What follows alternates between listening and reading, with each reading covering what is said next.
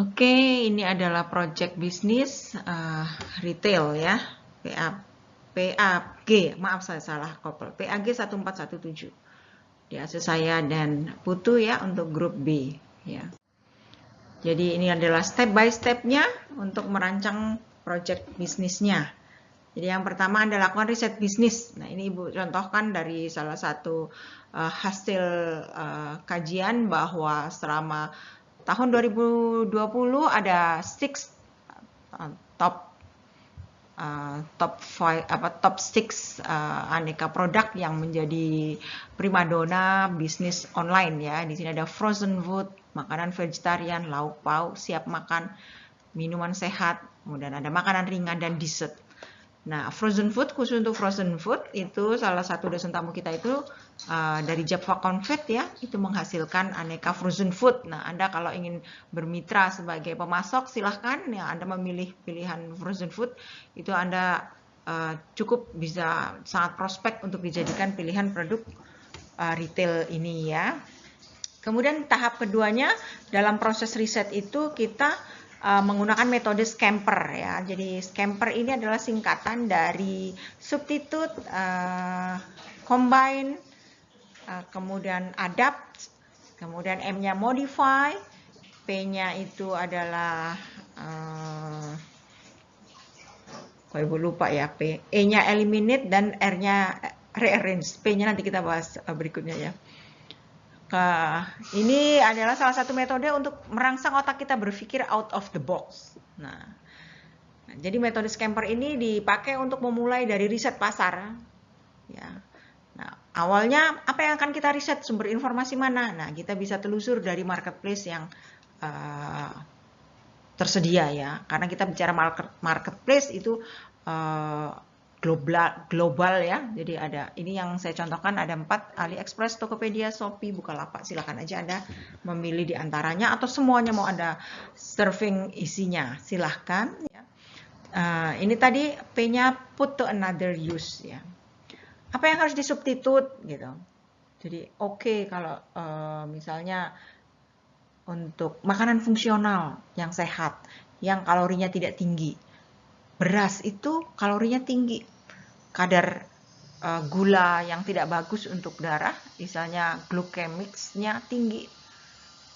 Kalau gitu disubstitut pakai apa? Misalnya dengan aneka karbo lain, jagung, ubi kayu, umbi mungkin ya. Nah itu artinya substitut. Nah, berpikir menggantikan, apa yang bisa menggantikan nih? Kemudian combine, nah, diganti dengan apa nih? Mungkin yang tadi beras jagung dikombinasi dengan tambahan lain apa gitu. Jadi dia ada produk penyertanya. Kemudian adapt ya, jadi kita create untuk atau diadaptasi untuk kebutuhan baru, tujuan baru, lebih tajam, lebih mampu menjawab kebutuhan pasar gitu ya.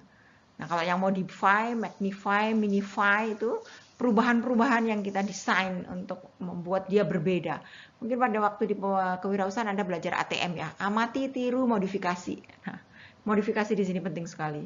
Nah, untuk bisa tampil baru, apakah lebih kecil, lebih ringan, lebih indah, lebih tajam warnanya, lebih fungsional keberadaannya dan lain sebagainya ya. Nah, put to another use, kita juga berpikir apakah ini bisa juga dimanfaatkan untuk kegunaan lain gitu. Kita explore ya. Kalau eliminate itu kita memilih, cut and juga simplify. Jadi yang bagian nggak lagi adaptasi, nggak bisa lagi diadaptasi, kita cut kita nggak pakai lagi gitu. Eliminate. Nah, rearrange diatur ulang atau sebaliknya diputar balik gitu. Rearrange atau reverse. Jadi dirubah pola pendekatannya. Kalau kita selama ini nunggu konsumen, kita sekarang dekati konsumen gitu misalnya. Kita biasanya memberikan paket-paket full, kita buat sequence bagian-bagian atau rubah pola, layout, tata letak ya, di skema ulang ya, di distribusi ulang, itu adalah rearrange atau reverse. Nah, yang jelas prinsipnya bisnis tentu kita harus profitable, scalable, dan sustainable ya. Nah, ini adalah beberapa langkah untuk aktivitas membuka, memilih produk untuk all shop trading ya. Ini ada hunting, checking, analyzing, testing, executing. Nah, ini biasanya dari ke-5 ke 4 marketplace tadi, coba Anda search mana produk-produk yang Anda sasar. Ada berapa banyak, Anda cek di masing-masing marketplace itu ada berapa toko yang menyediakan produk-produk yang kita inginkan itu ya. Kemudian di analyzing gimana harganya, apakah masih ketemu, kemudian repackagingnya ya, kemudian kita tes market, mungkin dibikin dulu pengenalan pasar ya, kemudian deal, kita putuskan untuk memilih jenis produk apa untuk all shop kita. Nah, ini juga untuk kerjasama dengan supplier atau penyedia barang, kita bisa lakukan dengan kerjasama langsung dengan produsen, jadi reselling-nya atau dengan importer. Jangan khawatir, ini Indonesia begitu globalnya ya, bahwa pada proses ini begitu Anda search di marketplace itu banyak sekali toko-toko yang ada di sana, itu rata-rata juga bukan hanya dari Indonesia ya, tapi takutnya kalau Anda terlalu ingin tahu, ini berarti produk-produk asing yang akan masuk. Tapi bagaimanapun juga kita nggak bisa hindari itu gitu. Kalau menurut Anda dengan kalkulasinya bahwa itu bisa menjadikan sumber keuntungan, namanya trading ya, memang kita mencari sumber keuntungan. Tapi memang akan lebih baik kalau Anda menguatkan pelaku ekonomi lokal ya. Nah, ini adalah tanggung jawab kita. Kalau di Foodia Marketplace, nah itu isinya pelaku-pelaku UKM ya. Anda coba cek, coba nanti telusur juga itu Foodia Marketplace-nya, nanti sambil diberi review ya, dikasih komentar, rating di Google Play Store-nya, klik Foodia Marketplace dan Foodia Seller ya, ada 2 Foodia yang dihasilkan dari PS Agribisnis, itu hasil pengabdian kita, kegiatan pengembangan iptex bagi kampus ya, tolong digunakan, Anda search di situ, nanti salah satu produk-produk Anda juga waktu kita menggunakan platform marketplace, kita akan gunakan Foodia Marketplace-nya. Nah, sampai sini ya, silahkan minggu ini Anda menantang diri Anda untuk explore riset pasar untuk menentukan jenis pilihan produk untuk project bisnis kita. Ya, ini tugas perseorangan, jadi masing-masing kita harus mampu membuat keterampilan ini, merancang all shop berbasis web dan di masa yang akan datang kita yang berbasis marketplace.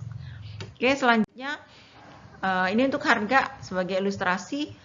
Umumnya beberapa tempat itu menetapkan harga yang listing di all shop kita itu 3 kali HPP kita, dengan rincian bahwa 33%-nya HPP, sepertiganya untuk operasional dan marketing, kemudian untuk profit ya. Tentu ini nggak harga mati ya, silakan aja Anda modifikasi ya, tapi yang jelas kalau selama ini Anda belajar mungkin di awal penetapan harga itu adalah biasanya cost plus margin ya. Nah, kalau di sini Anda cost plusnya itu plus operational marketing cost-nya itu Anda perhitungkan, karena Anda juga harus mengeluarkan atau mengalokasikan sejumlah dana untuk advertising-nya ya. Nah, itu adalah kebutuhan yang nggak bisa kita hindarkan, jadi harus diperhitungkan. Nah, ini adalah step by step. Kalau Anda minggu ini sudah berhasil memutuskan mau produk apa yang akan dijadikan bisnisnya, itu sambil Anda foto-foto ya, nanti foto-foto itu jadi portofolio katalog produk di laman toko online kita. Nah, ini webnya saya gunakan platform yang disediakan free ya. Ini adalah wix.com, Anda bisa klik ya.